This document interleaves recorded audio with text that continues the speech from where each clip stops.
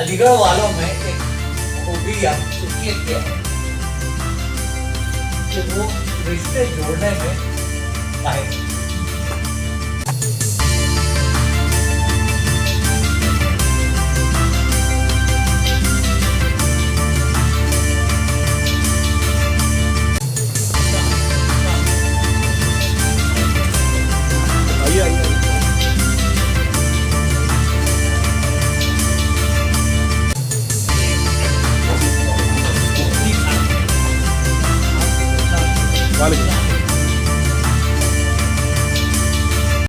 السلام علیکم، میں ضمیر احمد انصاری اور آپ دیکھ رہے ہیں زیڈ نیوز فار یو۔ عرض یہ ہے کہ آپ نے اپنے channel Z news for you کو ابھی تک سبسکرائب نہیں کیا ہے تو سبسکرائب کریں اور ساتھ میں دیے ہوئے بیل آئیکن کو بھی دبائیں، جس سے ہماری آنے والی سبھی ویڈیوز کے نوٹیفیکیشن سب سے پہلے آپ کو مل سکیں۔ عالی جناب حامد انصاری صاحب، سابق نائب صدر جمہوریہ ہند قابل صد احترام پروفیسر صدیق الرحمان قدوائی صاحب، محترم مقام جسٹس جناب بدر الریز احمد صاحب، چیئرمین غالب انسٹیٹیوٹ، پروفیسر ہربنس مکھیا صاحب، جناب سید شاہد مہدی صاحب، بس 1-2 منٹ کے اندر وہ تشریف لا رہے ہیں، بالکل پاس ہی ہیں، پروفیسر عتیق اللہ صاحب، پروفیسر احمد محفوظ صاحب، پروفیسر سرور ہدیٰ صاحب اور اس حال میں موجود معزز خواتین و حضرات۔ غالب انسٹیٹیوٹ کی روایت رہی کہ ہم اپنے مہمانوں کا استقبال پھولوں سے کرتے ہیں۔ میری محترمہ یاسمین فاطمہ سے گزارش ہے کہ وہ تشریف لائیں، جناب پروفیسر ہربنس مکھیا صاحب کی خدمت میں پھول پیش فرمائیں۔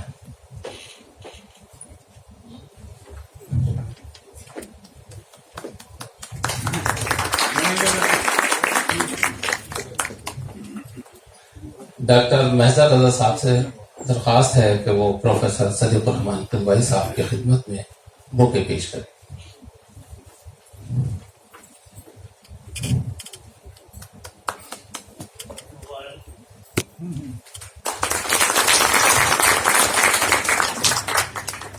میرے ایک اور ساتھی جناب عبدالتوفیق صاحب سے گزارش ہے کہ آپ پروفیسر عتیق اللہ صاحب کی خدمت میں گلدستہ پیش کریں۔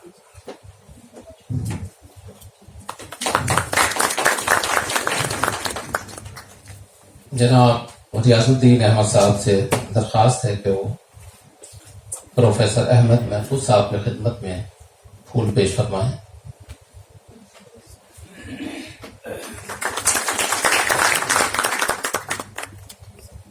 جناب اشونی کمار سے گزارش ہے کہ وہ پروفیسر سرور ہدیٰ صاحب کی خدمت میں پھول پیش فرمائیں۔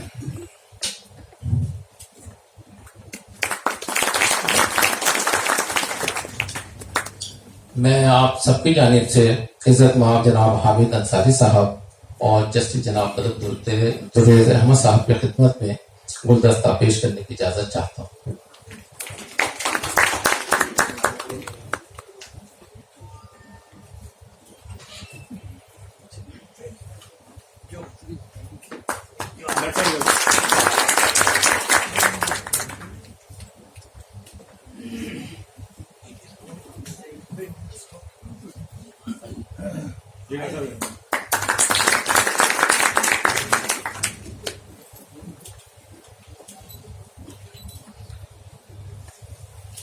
معزز حاضرین، دانشوری کی روایت اور اس کے فروغ میں اداروں اور شخصیات کا اہم کردار ہے۔ اردو میں دانشوری کے فروغ میں جن اداروں نے اہم کردار ادا کیا ہے ان میں غالب انسٹیٹیوٹ سر فہرست ہے۔ غالب انسٹیٹیوٹ کے ذمہ داران نے یہاں کی سرگرمیوں کو بہت غور و فکر اور سلیقہ مندی سے مرتب کیا ہے۔ ان سرگرمیوں میں اہم سرگرمی اردو کے ممتاز ادیبوں کے اعزاز میں تہنیتی جلسوں کا انعقاد ہے۔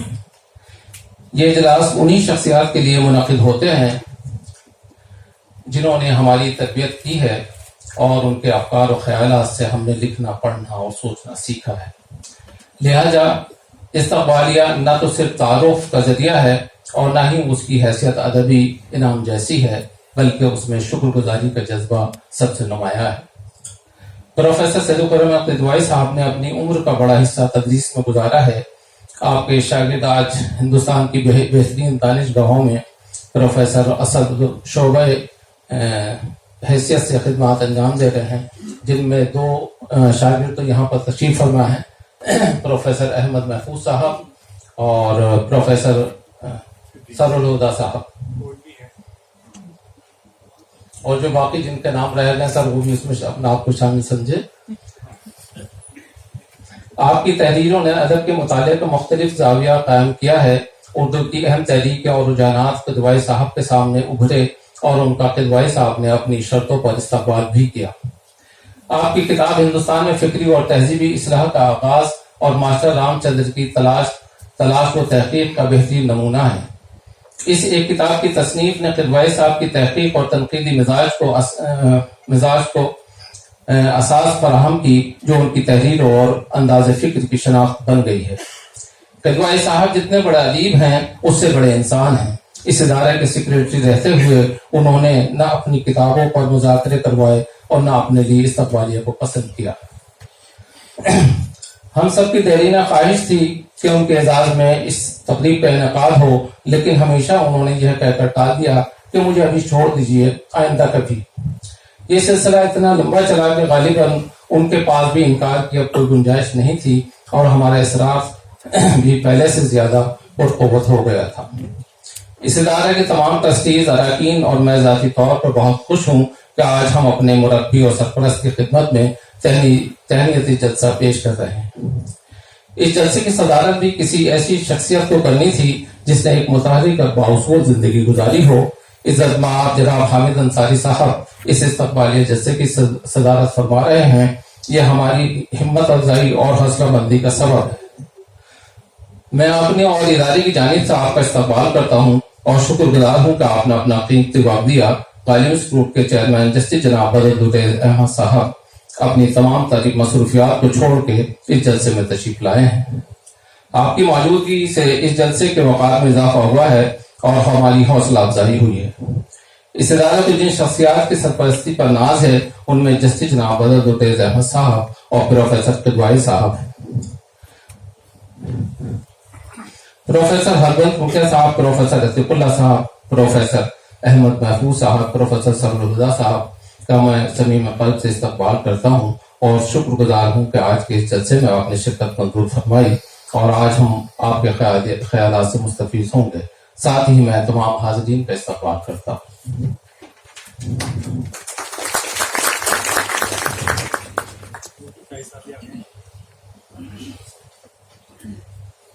میں عالم انسٹیٹیوٹ کی جانب سے جناب سید شاہد مہدی صاحب کا استقبال کرتا ہوں، خیر مقدم کرتا ہوں، اور میں اپنے ساتھی جناب ڈاکٹر محضر رضا صاحب سے درخواست ہے کہ آپ شاہد مہدی صاحب کی خدمت میں پھول پیش فرمائیں.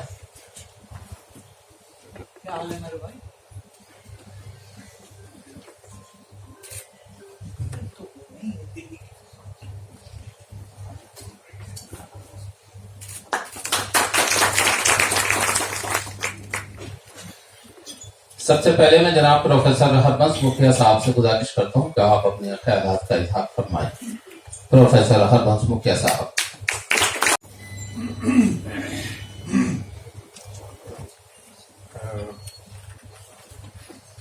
جناب صدر محترم حامد انصاری صاحب،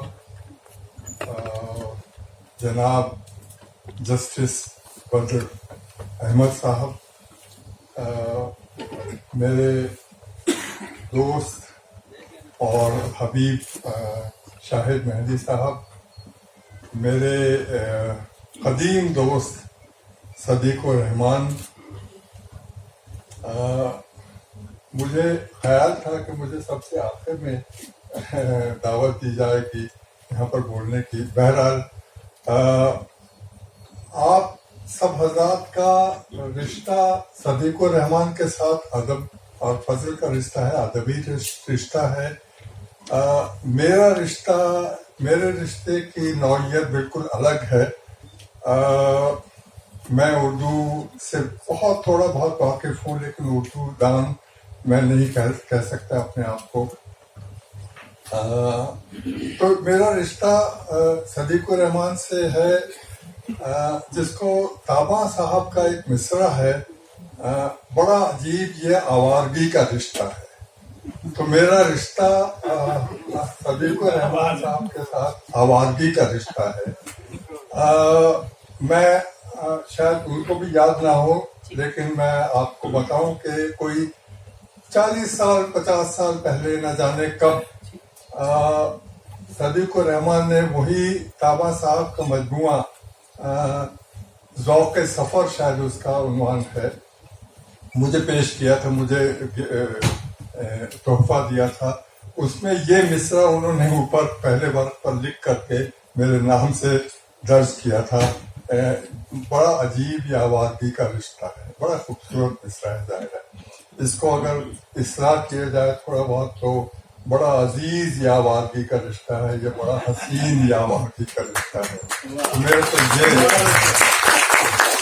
तो मेरा ये रिश्ता है जिसका मैं जिक्र करूँगा। आप लोग उनके अदब और उनके फजल, उनके दानिशमंदी के ऊपर उन जो किताब आई है उसको मैंने देखा उलट पलट करके, लेकिन आप लोग उसकी गुफ्तगू करेंगे। हमारा मुझे वो दिन या हफ्ता या महीना तो याद नहीं, लेकिन साल याद है जब हम लोग एक दूसरे के जिंदगी में दाखिल हुए थे। वो 1960 का साल है, 63 साल हुए उस रिश्ते को। और ये सदीक रहमान की अजमत है कि उन्होंने 63 साल के बाद भी मुझे अपनी जिंदगी से बेदखल नहीं किया, बल्कि कुर्बत बढ़ी है, दोस्ती बढ़ी है, रफाकत बढ़ी है। 1960 में क्या हुआ था? 1960 में हुआ यह था कि हम लोग 3-4 लोगों ने इत्तफाकन हम लोगों ने MA वगैरह कर दिया, किसी ने 1959 में, किसी ने 1960 में, 61 में, ऐसे 1-2 साल के अंदर हम लोगों ने MA कर लिया। और MA करने के बाद उसके बाद वो मसरूफियात होती हैं, रिसर्च करने चले गए, और कुछ करने को था नहीं तो रिसर्च करने चले गए। दिल्ली यूनिवर्सिटी में लाइब्रेरी में ऊपर की जो मंजिल है, सबसे ऊपर की जो मंजिल है, वो रिसर्च फ्लोर उसको कहते हैं। उनमें कमरे हैं रिसर्च स्कॉलर्स के लिए, और पहले तो एक कमरा एक रिसर्च स्कॉलर को मिलता था, फिर 2 को मिला, फिर 3 को मिला, जो होता है। चौथे को इसलिए नहीं मिला कि 3 दीवारें थी जहाँ पर 3 टेबल रखे जा सकते थे, चौथे में दरवाजा था, तो इसलिए 3 लोगों को वो मिलता था कमरा। तो इत्तफाकन ये कमरा हम लोगों में से 3 लोगों को खलीक अहमद उर्दू के दानिशमंद, असलम परवेज उर्दू के दानिशमंद, और मुझे, हम 3 लोगों को ये कमरा मिला, और सदीक रहमान को बगल वाला कमरा मिल गया। तो एक तरह से 4 लोगों को हम लोगों का एक गिरोह बन गया वहाँ पर। और अदबी गुफ्तगू तो होती थी कभी कभार, लेकिन आवारगी की गुफ्तगू ज़्यादा होती थी, जो कि लाजिम है उस उम्र में। आहिस्ता आहिस्ता हम लोगों को मुलाजमत हासिल हुई।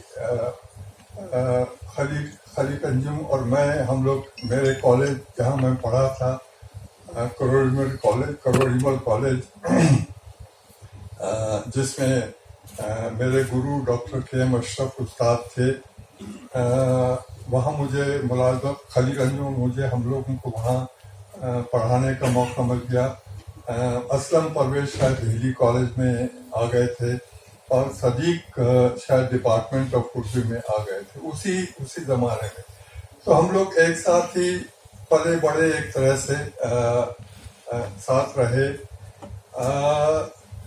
फिर जो मुलाजमत के बाद, उसके बाद वो जो दूसरी मसरूफियात होती हैं, वो उस ज़माने में हम लोग चारों के चारों अकेले थे, तो अब अकेले को दुकेला बनाने की की तलाश थी। तो सदीक और रहमान की शादी सबसे पहले हुई हम चारों में, और उससे हम सबको इत्मीनान हुआ कि हम लोगों की भी शादी हो जाएगी। बल्कि मुझे याद है असलम परवेज, मरहूम असलम परवेज, उन्होंने एक, जिसको सेहरा कहते थे, इनके ऊपर सेहरा लिखा था, उसका एक शेर मुझे याद है।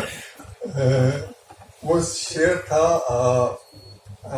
ऐ साकिना ने हिंद, ऐ अहले वतन सुनो, सबकी हो जाएगी जब कदवाई की शादी हुई।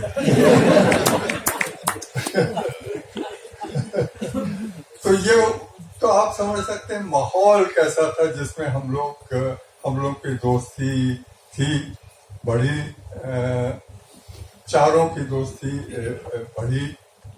उसके बाद सदीक उर रहमान और मैं और असलम परवेज हम लोग JNU में आ गए। JNU में सदीक उर रहमान बड़े बड़े ओहदों पर रहे, हेड ऑफ द डिपार्टमेंट रहे, डीन रहे, जिससे हमारी शान में भी इजाफा हुआ उनके डीन होने की वजह से। एक बात सदीक उर रहमान में हमने देखी कि वो हमेशा इत्मीनान में रहते थे, कभी एजिटेटेड नहीं थे, कभी मुस्तरब नहीं हुए, कभी एजिटेशन नहीं। हम लोगों में तो मैं भी उसमें शामिल था, झंडा उठाने वाले लोग थे, लेकिन सदीक उर रहमान ने कभी झंडा नहीं उठाया, कभी कोई इसरात का निशान उनमें नजर नहीं आया, कोई एजिटेशन आज भी नजर नहीं आता। और यही एक तरह से मैं उनके इत्मीनान का एक किस्सा सुनाऊं आपको। एक रोज हम लोग खड़े थे दीवार के पास, छत के नीचे, बहुत बारिश हो रही थी, JNU में बहुत जबरदस्त बारिश हो रही थी। तो हम लोग खड़े हुए थे आराम से छत के नीचे, तो देखा कि दूर से सदीक उर रहमान चले आ रहे हैं, और कोई भागने की कोशिश नहीं, कोई ज्यादा तेज चलने की कोशिश नहीं, भीगते चले आ रहे हैं उसी बारिश में। तो हमने कहा कि भाई, जब पहुंच गए तो हमने कहा, अरे तुम भागे क्यों नहीं जरा था? अरे मैं इतना भीग चुका था तो उसके बाद भागने का क्या फायदा था। तो इस तरह के थे सदीक उर रहमान।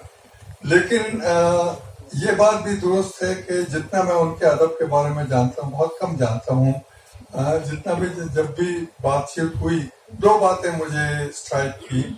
एक तो ये कि खलीक अंजुम और असलम परवेज अदब की बात जब करते थे तो अदबी जाविये से उनका, अदब की तारीख या उसके तनकीद के जाविये से उनकी बात होती थी।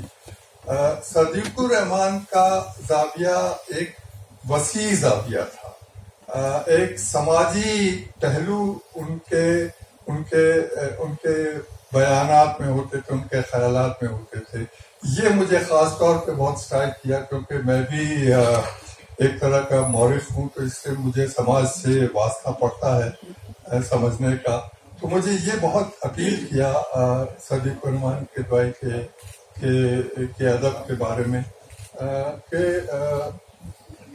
कि उनका समाजी पहलू के, समाजी पस मंजर में वो अदब को देखते थे, सिर्फ अदब के पस मंजर में नहीं, समाज के पस मंजर में देखते थे।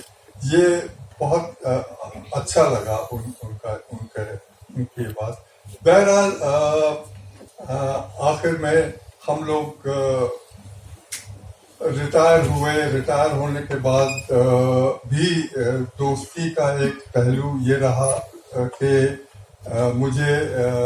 मैंने जितनी भी उर्दू सीखी, थोड़ी बहुत फारसी सीखी थी मेरे रिसर्च के लिए, तहकीक के लिए, वो उसकी वजह से थोड़ी सी उर्दू भी आ गई। और ख़ास तौर पे इन तीनों दोस्तों के बीच में रह करके उर्दू बोली जाती थी, इसलिए उनसे मैंने उर्दू भी थोड़ी बहुत सीखी, चलती फिरती उर्दू सीखी। तो इसलिए मैं, जैसे मैंने पहले कहा कि उर्दू अदब से मेरा कोई बहुत गहरा वास्ता नहीं है, तो कतई एक तरह से वास्ता नहीं, लेकिन फिर भी शायद दोस्ती की वजह से सदीक ने मुझे غالب انسٹیٹیوٹ کا ایک ٹرسٹی بنا دیا, چھوٹا موٹا بھی نہیں, ٹرسٹی بنا دیا, جس سے میں نے بہت کچھ سیکھا یہاں آ کر کے. غالب انسٹیٹیوٹ بہت ہی عمدہ انسٹیٹیوٹ مجھے لگا, بہت فنکشنل انسٹیٹیوٹ ہے جو کہ ہمیشہ ایکٹیو رہتا ہے, اور اس کی ایکٹیویٹیز بہت عمدہ سطح کی ایکٹیویٹیز ہوتی ہیں. تو یہ ایک تو میں نے یہی سیکھا کہ ایک ادارے کو کیسے ایک ایکٹیو رکھا جائے, اور جس میں صدیق کا ظاہر بڑا ہاتھ ہے, اور ہمارے ادریس صاحب کا بہت بڑا ہاتھ ہے. اس کے پہلے رضا حیدر صاحب تھے, اس کے بعد ادریس صاحب, بڑا ہاتھ ہے. اور تھوڑا بہت میں نے اردو کے کچھ سیمینارز کو آرگنائز کرنے میں تھوڑا بہت حصہ لیا, تو مجھے اس سے بھی بہت کچھ سیکھنے کو ملا. ابھی بھی بہت کم سیکھا, لیکن تھوڑا سا فیملیرٹی ہو گئی, تھوڑا سا. تو کیسا جناب سید شاہد مہدی صاحب سے گزارش ہے کہ آپ تشریف لائیں اور آپ دعائے صاحب کی شخصیت اور خدمات پر روشنی ڈالیں. جناب شاہد مہدی صاحب.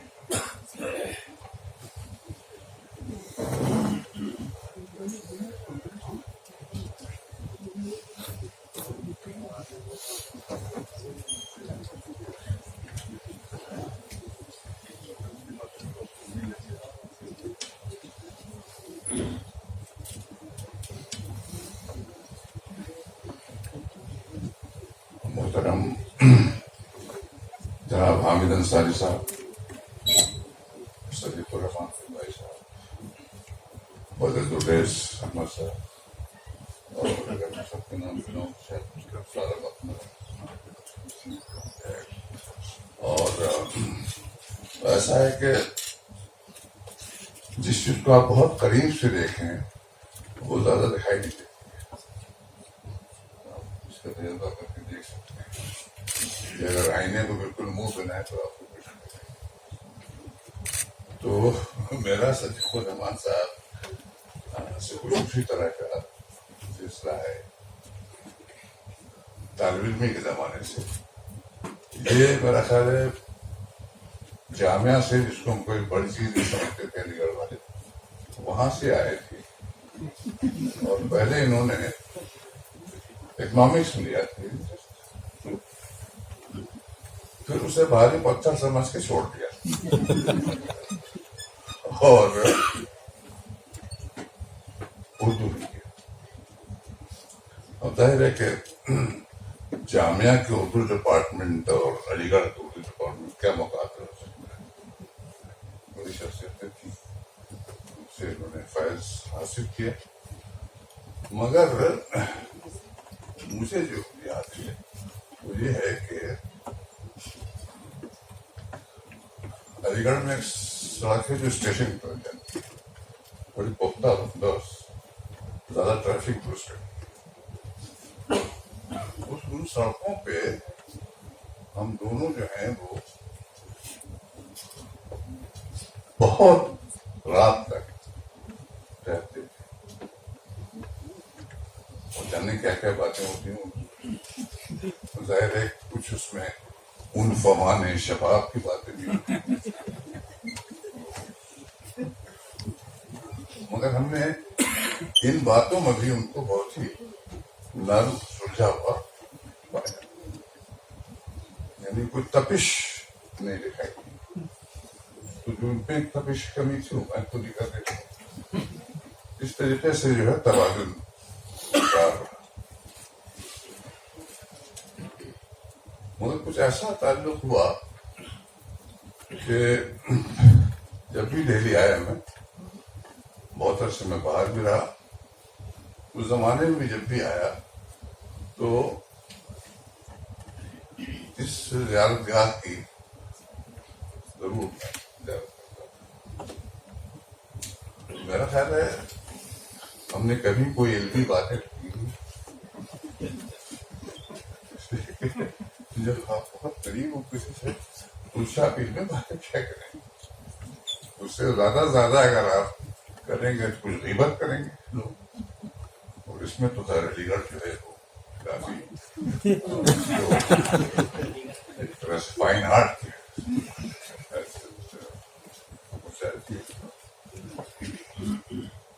لیکن اس کے بعد جب میں نے مضامین مقرر پڑھے تو میں نے کہا تو یہ تو کچھ سنجیدہ آدمی لگتے ہیں. اور سنجیدگی کا ایک پہلو یہ بھی تھا کہ شاید آپ نے پہلے اکنامکس میں زیادہ لیا تھا. ویسے ایک خوبی ان میں یہ ہے کہ جس چیز کو بھاری پتھر سمجھ کے اس کو چھوڑ دیتے ہیں.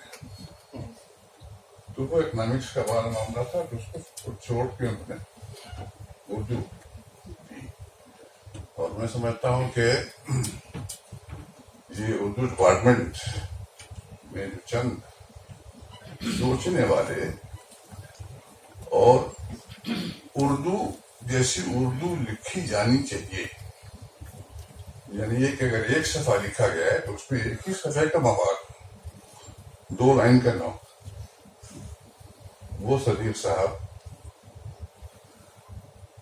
نے اختیار کیا، وہی ان کا اسلوب ہے.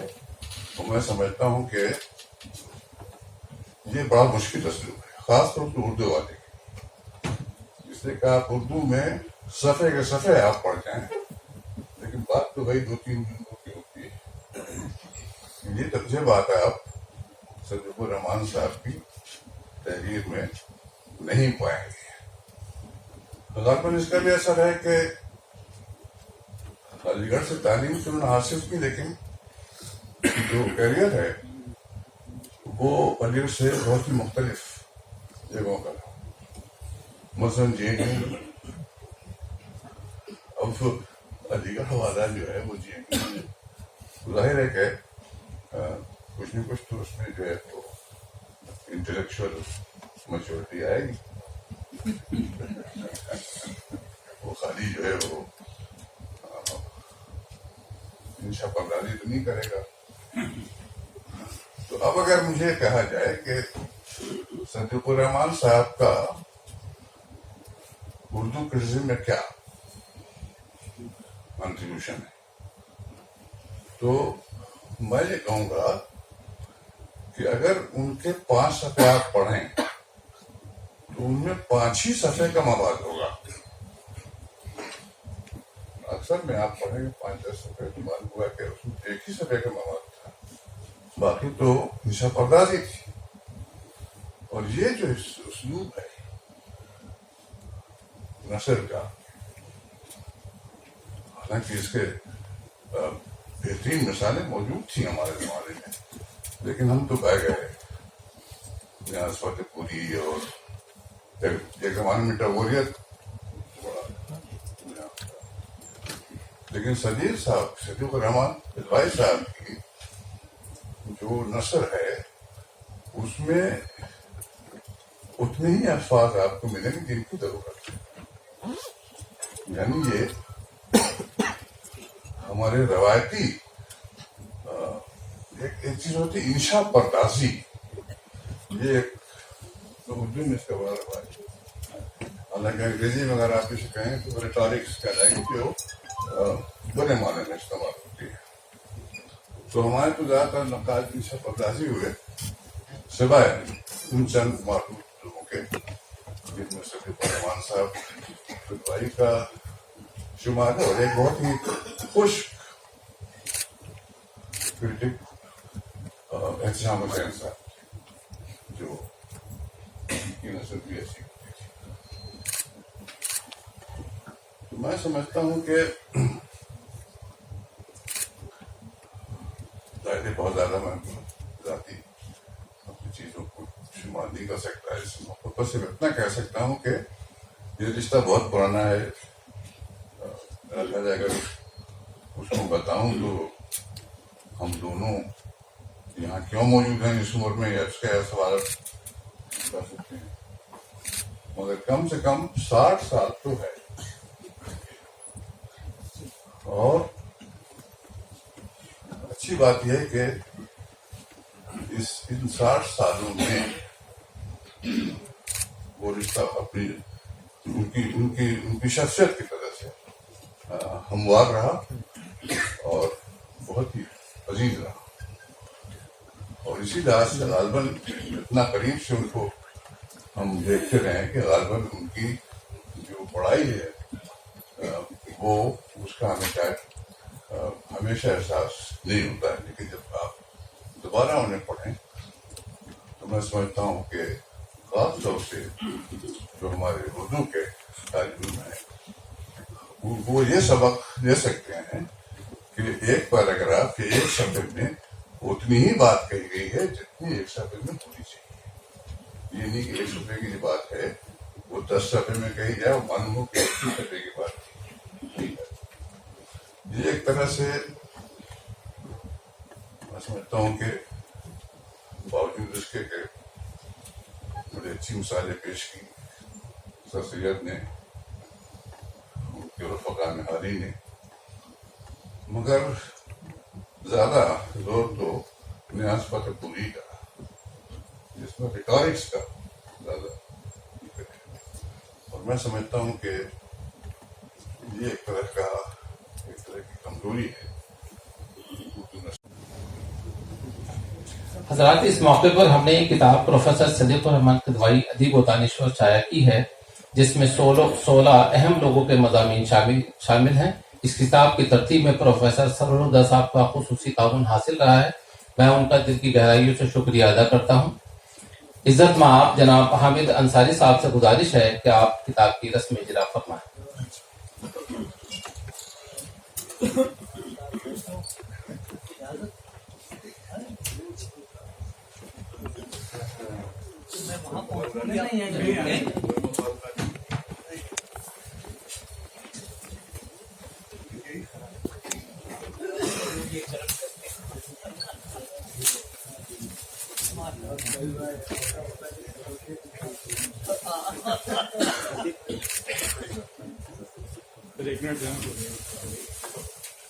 ایک منٹ کو سر بس ایک تصویر ہو جائے گی سب کے آئیے.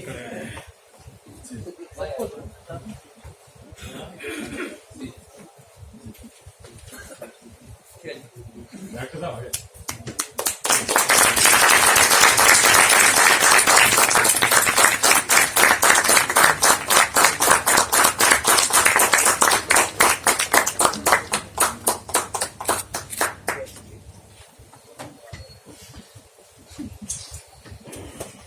ڈاکٹر محسن رضا صاحب سے درخواست ہے کہ آپ سپاس نامہ پیش کریں. اعزاز میں تہنیتی جلسوں کا انعقاد کر چکا ہے، لیکن آج کا دن ہمارے لیے خصوصی طور پر مسرت و افتخار کا سبب ہے کہ ہم اردو ادب کی اس شخصیت کو تہنیت پیش کرنے کے لیے جمع ہوئے ہیں جس نے اردو زبان و ادب کی تدریس کے علاوہ تصنیف و تالیف کے میدان میں کارہائے نمایاں انجام دیے. محترم قدوائی صاحب، اردو تنقید و تحقیق کے میدان میں آپ کی جو خدمات ہیں ان سے ہماری بصیرت کو جلا ملی ہے اور ہماری علمی اور تہذیبی زندگی کے وقار میں اضافہ ہوا ہے، بلکہ مستقبل کے امکانات بھی روشن ہوئے ہیں. اس ادارے سے آپ کی طویل وابستگی ہے اور آج علمی دنیا میں اس ادارے کا جو اعتبار و وقار ہے وہ آپ جیسی تجربہ کار شخصیت کی سرپرستی کا فیضان ہے. اس ادارے سے آپ کا تعلق تقریباً 24 سال کا ہے. 27 مارچ 1999 کو آپ غالب انسٹیٹیوٹ کے ٹرسٹی منتخب ہوئے اور 2003 سے آپ یہاں کے سیکریٹری ہیں. آپ کی پیدائش 20 ستمبر 1936 کو بڑا گاؤں ضلع بارہ بنکی کے معزز خانوادے میں ہوئی. آپ کے خانوادے نے تحریک آزادی اور ہندوستان کی سیاسی و سماجی زندگی کی اصلاح میں نمایاں کردار ادا کیا ہے. علی گڑھ مسلم یونیورسٹی سے آپ نے BA اور اردو میں MA کا امتحان پاس کرنے کے بعد 1960 میں دہلی یونیورسٹی میں ریسرچ فیلو کی حیثیت سے اپنے کیریئر کا آغاز کیا. 1970 میں پروفیسر خواجہ احمد فاروقی کے زیر نگرانی گلکرست کی خدمات کا تنقیدی مطالعہ کے موضوع پر مقالہ لکھ کر PhD کی سند حاصل کی. یہ کتاب 1972 میں بزبان انگریزی شائع ہوئی، جس سے آپ کی تنقیدی بصیرت کے علاوہ اردو اور انگریزی اسالیب نثر پر قدرت کا پتہ چلتا ہے. حکومت ہند نے آپ کی گراں قدر خدمات کے اعتراف میں پدم شری کے اعزاز سے نوازا. آپ کا خصوصی میدان 19ویں صدی کی تاریخ، تہذیب اور ادب ہے. آپ نے اس عہد کی تاریخ، تہذیب اور ادب کو اپنی نظر سے دیکھا ہے. اس عہد کی ادبی اور سماجی تاریخ کے نقوش اس عہد کی ادبی اور سماجی تاریخ کے نقوش میں وضاحت کی بنیاد آپ کی کتاب ہندوستان میں فکری اور تہذیبی اصلاح کا آغاز اور ماسٹر رام چندر ہے۔ یہ کتاب صرف ماسٹر رام چندر کی خدمات کا احاطہ نہیں کرتی بلکہ اس عہد کی دہلی کو اپنے علمی اور سماجی سیاق میں پیش کرنے کے ساتھ نوآبادیاتی نظام کو غیر جذباتی انداز سے پیش کرتی ہے۔ آپ کی کتاب تعصب نہ کی تنقید بنیادی طور پر الگ الگ وقتوں میں لکھے گئے مضامین کا مجموعہ ہے، لیکن پیش لفظ سے ہی یہ اندازہ ہو جاتا ہے کہ مصنف کا ذہن انتشار سے محفوظ ایک فکری نظام کا پابند ہے، اور کتاب کے اختتام پر اس فکری نظام کے نقوش ذہن میں واضح ہو جاتے ہیں۔ آپ کے نقطۂ نظر کو کسی دبستان یا نظریے کی تفتیش آپ اپنے نقطۂ نظر کو کسی دبستان یا نظریے کی تختی سے محفوظ رکھنے کی شعوری کوشش کرتے ہیں۔ صرف عنوان یا پیش لفظ کو پڑھ کر فیصلہ صادر کرنے والا آپ کے تنقیدی رویے کی دریافت کا دعویٰ نہیں کر سکتا، بلکہ اس کا اندیشہ بہت ہے کہ وہ اس مغالطے کا شکار ہو جائے کہ آپ ادب میں تنقید کو غیر ضروری یا ثانوی درجے کی شے سمجھتے ہیں، جبکہ حقیقت یہ ہے کہ آپ نے اردو ادب کے اس عمومی رویے سے بے اطمینانی کا اظہار کیا ہے کہ وہ تخلیق و تحقیق کے ماں سوا تمام تحریروں کو تنقید کے خانے میں رکھ دیتا ہے۔ تاثر کے نام سے بھڑکنے کے بجائے اگر اسے تاثر ہی قبول کر لیا جائے تو تنقید سے عام بدگمانی کا رجحان کم ہو جائے گا اور وہ اپنے منصب کی بہتر جواب دہ ہو سکتی ہے۔ اس کی پہل آپ نے اپنی تحریر کو تاثر کا نام دے کر کیا ہے۔ کلیہ سازی اور انکشافات کے دعووں سے آپ کی تحریر گریزاں ہے، لیکن خاموش اور غیر محسوس انداز سے کلیہ بھی بناتی ہے اور انکشافات بھی کرتی ہے۔ یہ کلیہ خارج سے اصول اخذ کرنے کے بجائے فن پارے اور اس کی روایت کے گہرے مطالعے اور اس کے نتیجے میں تعمیر ہونے والے ذوق و وجدان کی سربری سے عبارت ہے۔ آپ نے ایک نقاد و محقق کے بجائے خود کو ایک مثالی استاد کی صورت میں پیش کرنے کو ترجیح دی۔ آپ کے شاگردوں کی بڑی تعداد ملک کی نامور دانشگاہوں میں تدریسی خدمات انجام دے رہی ہے۔ ایک عام تجربہ یہ ہے کہ شاگرد شعوری یا غیر شعوری طور پر استاد کے انداز و اطوار کو جذب کر لیتا ہے۔ یقیناً آپ کو ہر لمحہ اس کا خیال رہا، یہی وجہ ہے کہ آپ نے شہرت کے غیر شائستہ اور سستے طریقوں سے ہمیشہ گریز کیا۔ میں نے جب بھی آپ کے لیے تہنیتی جلسوں کی بات کی، آپ نے کسی دوسرے ادیب کا نام پیش کر کے کہا فلاں زیادہ مستحق ہے، میں تو گھر کا ہوں۔ اس جلسے کے لیے بھی آپ نے بہزار مشکل آماد کی ظاہر کی۔ محترم قدوائی صاحب، غالب انسٹیٹیوٹ کے ٹرسٹیز اور جملہ اراکین آپ کی خدمت، آپ کی علمی اور ادبی کارناموں پر ہدیہ تہنیت پیش کرتے ہیں اور دعا کرتے ہیں کہ آپ صحت و سلامتی کے ساتھ ہماری سرپرستی فرماتے رہیں۔ من جانب اراکین غالب انسٹیٹیوٹ۔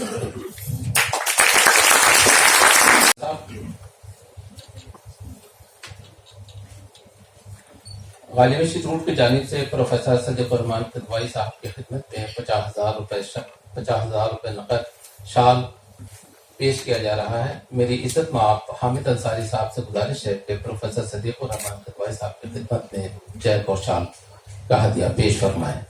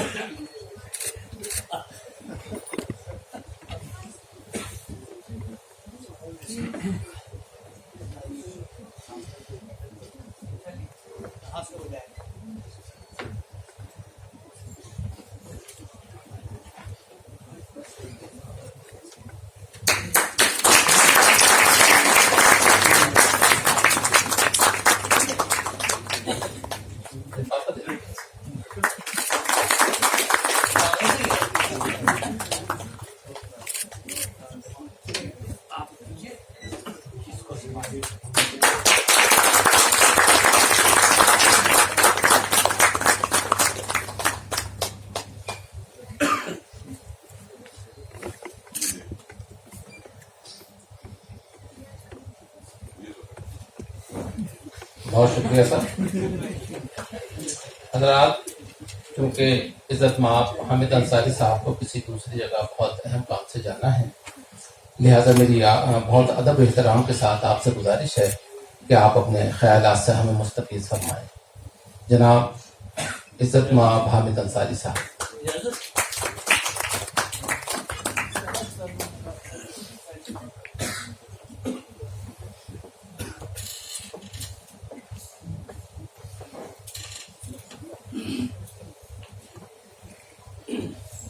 صدیق بھائی، خواتین و حضرات، رسم ہجرہ کی خوبی یہ ہے کہ اس میں بھاجن دینے کی گنجائش کم ہوتی ہے، اور اگر آپ سے پہلے دوسرے بول چکے ہوتے ہیں تو وہ اور زیادہ آسان ہوتا ہے. بہرحال جو مضمون ہے اس پہ تو میں اپنی جہالت کے علاوہ کس چیز کا اعتراف کر سکتا ہوں، نہ واقف.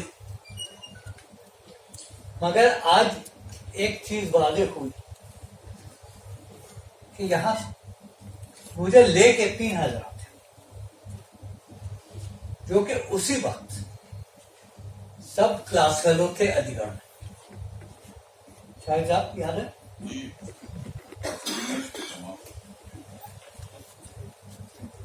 اور علی گڑھ والوں میں ایک خوبی یا خصوصیت یہ ہے کہ وہ رشتے جوڑنے میں ماہر ہوتے ہیں. تو دنیا کے کسی حصے میں چلے جاتے، اور میں اکثر ای میل پہ دیکھتا ہوں کوئی صاحب پوچھتے ہیں کہ بتائیے صاحب نیوزی لینڈ میں کوئی ایلیگیرین ہے، تو کوئی اور پوچھتا تھا کہ ہوائی میں کوئی ایلیگیرین ہے. تو یہ خوبی بھی ہے، خوبی ہی سمجھیے کہ ایک دوسرے کو یاد کرتے ہیں، ایک دوسرے سے رشتے جوڑتے ہیں. مگر صدیق بھائی سے رشتہ زیادہ ہو، اور غالب انسٹیٹیوٹ کی خوبی یہ ہے کہ دلی شہر میں چند ایسے مقامات باقی ہوئے جہاں اردو زبان بولی جاتی ہے. وقت کی بات ہے مگر تو کہنے کو تو میں کہہ سکتا تھا کہ کسی دوسری زبان میں، مگر نہیں کہوں گا. تو آپ سب کی طرف سے اور اپنی طرف سے صدیق بھائی کو بہت بہت مبارکباد اس موقع پہ، اور مجھے کامل یقین ہے کہ وہ جو خدمت انہوں نے اپنی پوری زندگی میں کی ہے اس ادارے کی اور اس زبان کی، وہ جاری رہے گی. بہت مبارک.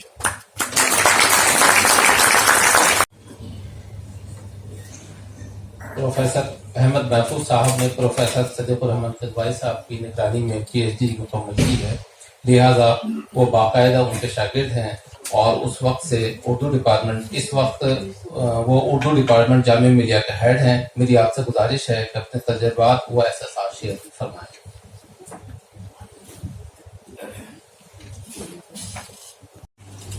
تو ان کو مروت میں چھوڑ دیا گیا، میں اسے مروت ہی کہوں گا.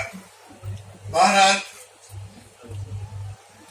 میں بہت خوش گزار ہوں بےحد احسان مند ہوں عالم انسٹیٹیوٹ کا، یہاں کے اسٹاف کا، ادریس صاحب کا خاص طور سے، اور یہاں کے سارے اراکین کا کہ انہوں نے میری طرف یہ توجہ کی، اور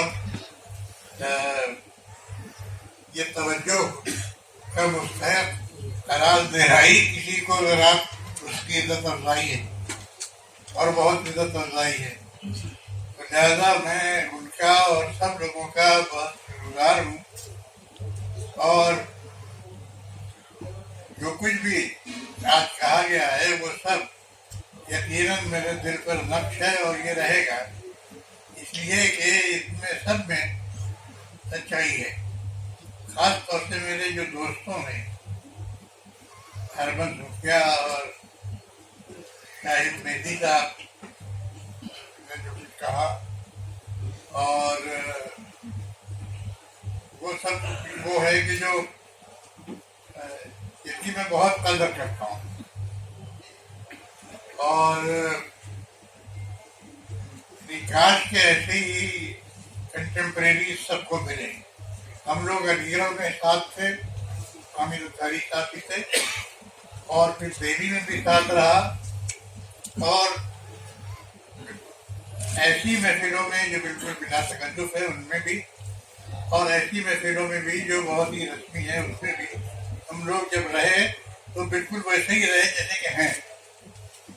لہذا یعنی مجھے بڑی خوشی ہے کہ آپ نے یہاں مکھیا صاحب کو اور شاہد مہدی صاحب کو بلایا, اور انہوں نے جو کچھ بھی فرمایا میرے لیے بہت قیمتی ہے.